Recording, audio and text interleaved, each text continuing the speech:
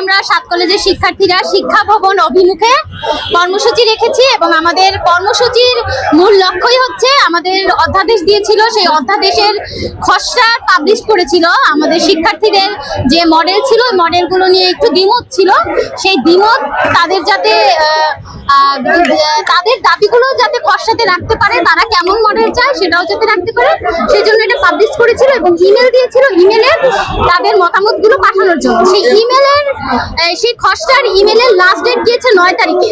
আজকে মাসের 13 তারিখ, তারা 11 তারিখে আমাদের একটা নোটিশ দিয়েছিল যে তারা আবারও সেই 6000 ইমেল নাকি তাদের কাছে দিয়েছে।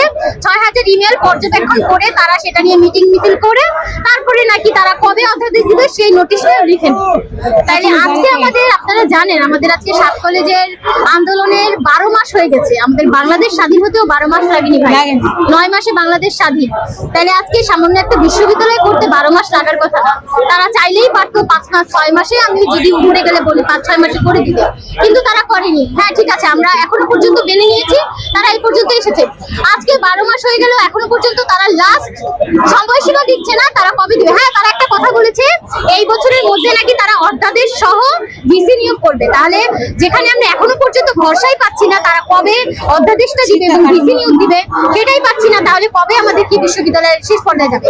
তাইলে আজকে আমাদের কর্মসূচির লাস্ট স্টেজ এবং আমাদের লক্ষ্য হচ্ছে এটা, অধ্যাদেশ কবে দিবে সেটা নির্দিষ্ট সময়সীমা যতক্ষণ না পর্যন্ত না বলবে ততক্ষণ পর্যন্ত সাত কলেজের শিক্ষার্থীরা এখানে অবস্থান করবে।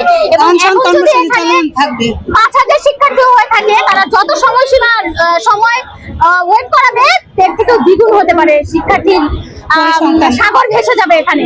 আমরা চাই যদি উপদেষ্টা চায় 10 মিনিটও এখানে আমরা অবস্থান করতে পারি, তবে 10 মিনিটের মধ্যে তাদের নির্দিষ্ট সময় দিতে হবে যে আমরা 2 দিন পর হোক 3 দিন পর হোক একটা সময়সীমা আমাদেরকে অধ্যাদেশ দিবে এবং তারা অধ্যাদেশ দেওয়ার 15 দিনের মাথায় গিয়ে ভিসি নিয়োগ দিতে হবে এবং রেজিস্টার সহ বিশেষ পদের বিশ্ববিদ্যালয়ে যেগুলো থাকে সেগুলো দিয়ে আমাদের বিশ্ববিদ্যালয়ের কার্যক্রম শেষ করতে হবে। এটাই আমাদের দাবি।